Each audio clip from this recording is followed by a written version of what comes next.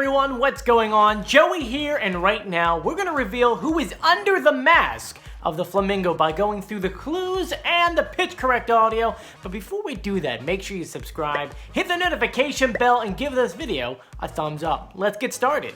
Now, if you're new to the YouTube channel, hi, how are you? My name is Joey Contino. I'm an executive audio producer in New York City, where it's my job every single night to go out into the world and find audio for my clients. And when that audio sounds bad, it's also my job to make it sound good, whether that's taking out a high frequency, maybe taking out low grumble, maybe, in this case, pitch correct. That's right. For those who don't know or who don't watch the show as much as we do, every single week The Masked Singer gives us these clue videos. And in those clue videos are the celebrities talking, giving us these clues, but Fox is smart. They said, we can't let them speak in their real voice because if we do, people are going to recognize it. So what do?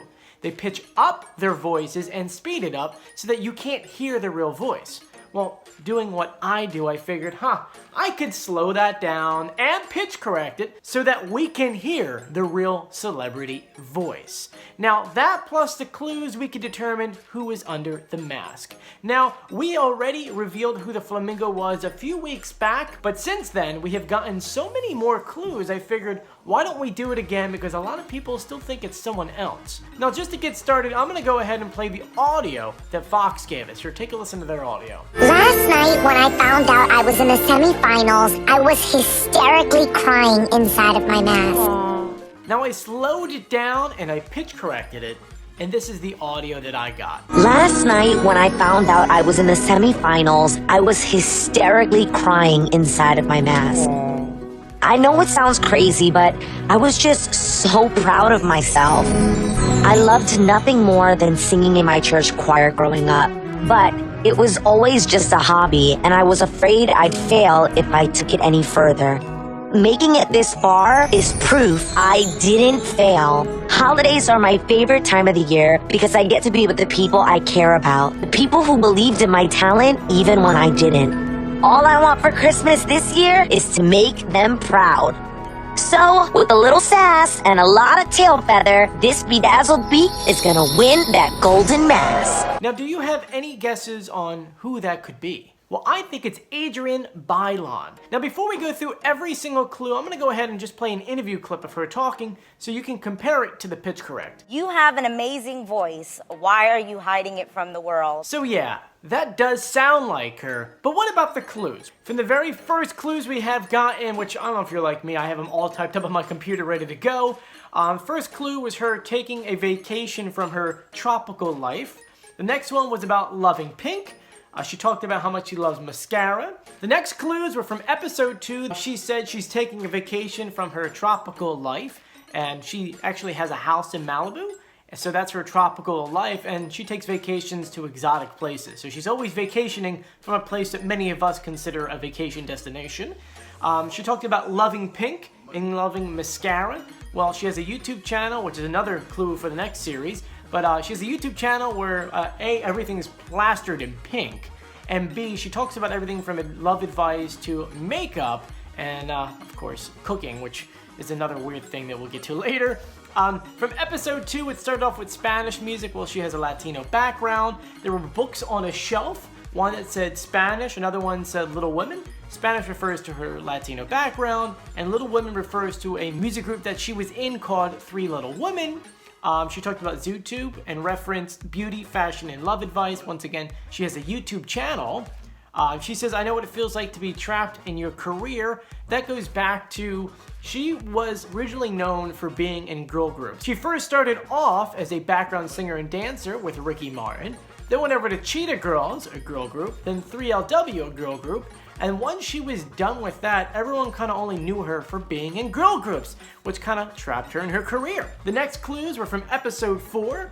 She said she went from hood rat to Hollywood threat, and she was discovered by a powerful wizard that plucked her off her stoop. Well, she's originally from Brooklyn, New York, and she was plucked off by Ricky Martin. She actually used to sing in her gospel choir, and she was actually performing in Madison Square Garden when Ricky Martin came through looking for background singers and dancers and pulled her out of the crowd. he is a wizard to her. Then after that, she moved out to Hollywood and got right into the Cheetah Girls. Then we saw her talking about wanting to be a doctor, and she went to training school. Well, she went to a specific high school that pretty much is like I guess more of a trail from medical high school into medical college. She wanted to be a OBGYN, or at least an OBGYN assistant. Next clues were from episode 6. We heard her say Myra, or Mira, M-I-R-A. I'm sorry, I really don't know Spanish. Well, that was a clue to the Latin version of Dancing with the Stars, which is called Myra Cuen Balia. Once again, my Spanish is really bad. The next clue was a NAACP award, which she won one last year. The next clues were from episode 8, where she had a framed photo of the Eiffel Tower and the Taj Mahal, which she was married in Paris, and she went on her honeymoon in India. Then we see her wearing a huge jewel-encrusted ring, which shows that she had just gotten married. Well, that was her engagement ring. She held out a paper cutout of kids, which her husband, Israel, that's his name, is actually Israel, had kids from a previous marriage that he brought over. And then the next clues were from episode 10. We saw 1980s graphics. Well, she was born on October 24th, 1983. Then we see 4 flamingos and then like another set of 4 different shots of 4 different birds all together in groups of 4, which refers to the Cheetah Girls. Then the next clues and the final clues were from episode 11. The flamingo was seen singing in a church choir. Like I said before, she first started singing in her gospel choir. Then we saw cupcakes with strange things on them. Well, on her YouTube channel, she cooks a lot of weird things. She really does. Here, take a look. It needs to be dipped.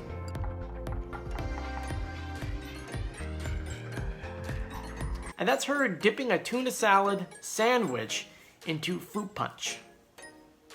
I'm not trying that. That's not gonna happen. Then we see the men in black bouncing basketballs, holding pancakes with syrup, and one of them pulling a cheetah print suitcase. Well, obviously that refers to the Cheetah Girls. The other things refer to the kids in her house now. And then the last clue, and probably the biggest clue out of all of them, her revealing clue, which was the gift, because that episode they did gifts, was a snow globe with Israel inside. And as I said before, Israel is her husband's name.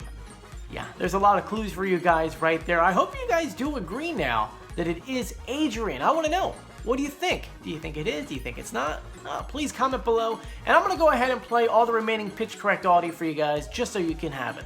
Being in the costume is maybe the most present I've been. It's like everything else shuts out and I'm able to just be. And I wish you could see my face in the mask because like I'm smiling ear to ear. This time of year, I'm always home with my family, so it's hard being away and keeping this all a secret. But I know it'll all be worth it when I see the surprised look on my family's faces.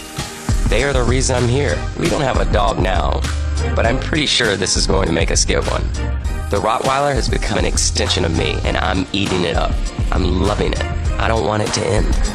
Performing as a character based strictly on my voice, rather than who I am, is a joy that I don't think I've had in over 20 years.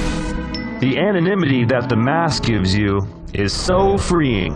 It's a chance to prove to myself, and to the people who don't know, that I'm not to be slept on as a vocalist. Making it to the semifinals is the greatest gift I've gotten in a long time. It's been the glue that has connected all the parts of my career and given me a sense of wholeness I've never had before. This mask has been the great equalizer for me, and I've come too far to take it off now. Last night, when I found out I was in the semifinals, I was hysterically crying inside of my mask. I know it sounds crazy, but I was just so proud of myself. I loved nothing more than singing in my church choir growing up, but it was always just a hobby, and I was afraid I'd fail if I took it any further. Making it this far is proof I didn't fail. Holidays are my favorite time of the year because I get to be with the people I care about, the people who believed in my talent even when I didn't. All I want for Christmas this year is to make them proud. So, with a little sass and a lot of tail feather, this bedazzled beak is gonna win that golden mask. So there you guys go once again. Thank you for joining me. If you haven't done so yet, please subscribe, hit the notification bell, and give this video a thumbs up. And let's just say, This week is going to be so exciting with a new episode. My question for you guys is this. Who do you want to win? Who's going to be the winner? But thank you for joining me. I'm Joey. See you later. Bye.